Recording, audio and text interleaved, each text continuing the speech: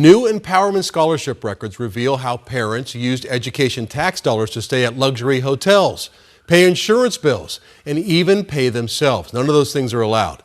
12 News investigates. Craig Harris has the details on this latest in our ongoing series, The Billion-Dollar Education Experiment. Now, Craig, you've been working on the story for a long time, and you requested these documents, and this is exclusive stuff for us. Yeah, Troy, exactly. These new records reveal how thousands of parents spent money on things the education department said were not allowed, but were paid for anyway. And the price tag?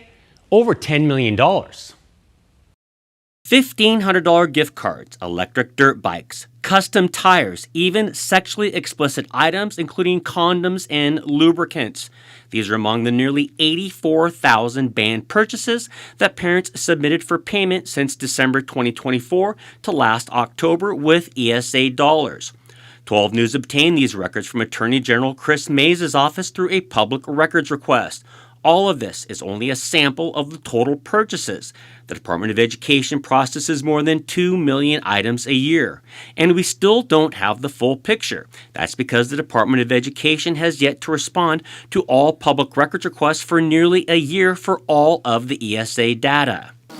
It's not fraud. Most of it is just mistakes. State Schools Chief Tom Horn's office flagged all of these purchases as not allowed, records show.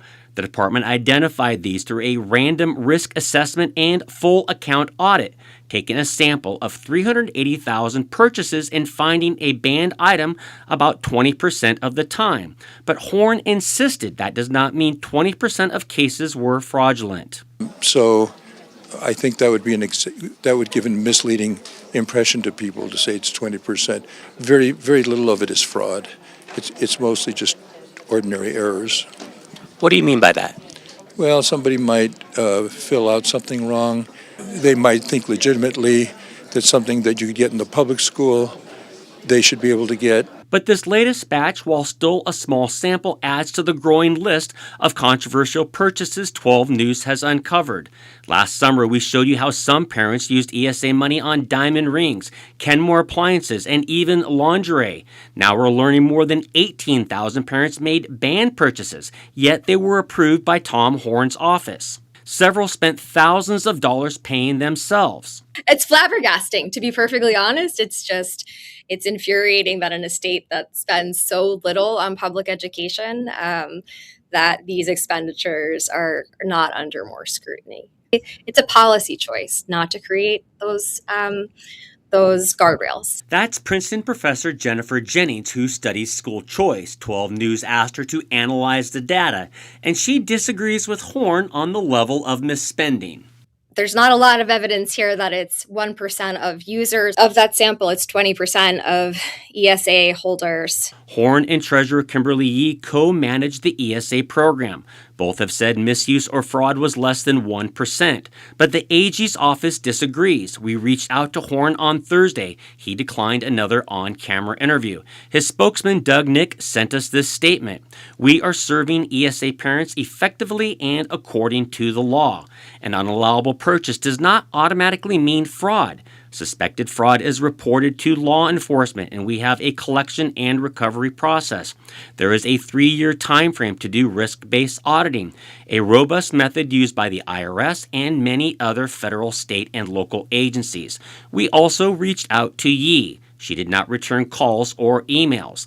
These records show more than $10 million in misspending in less than a year. Still, many ESA parents are using the program properly.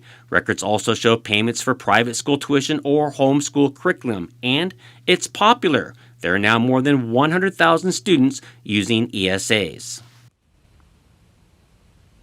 We're still trying to obtain complete ESA records that go back to 2022, and that's when the program was expanded to all Arizona kids.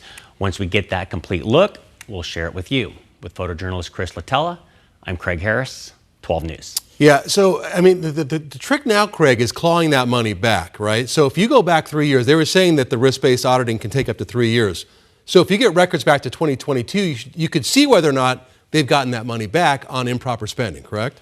Well, you should, but Tom Horn said that they've got 1 million back so far. That's since he started office. So these records show just in the course of 10 months, there's $10 million of misspending, and it doesn't appear they've clawed any of that back. Now, one note is that they did refer 6 parents to the Attorney General's office, which it looks like they'll be under investigation for criminal fraud, Wow. which is what the AG's office told me. So that was no mistake. In those cases, they're alleging that they physically, they knew what they were doing when they spent that money on things they shouldn't have. Yeah, well, in this case with the parents, they're paying themselves. It's a situation where they're paying themselves thousands of dollars, which you clearly cannot do.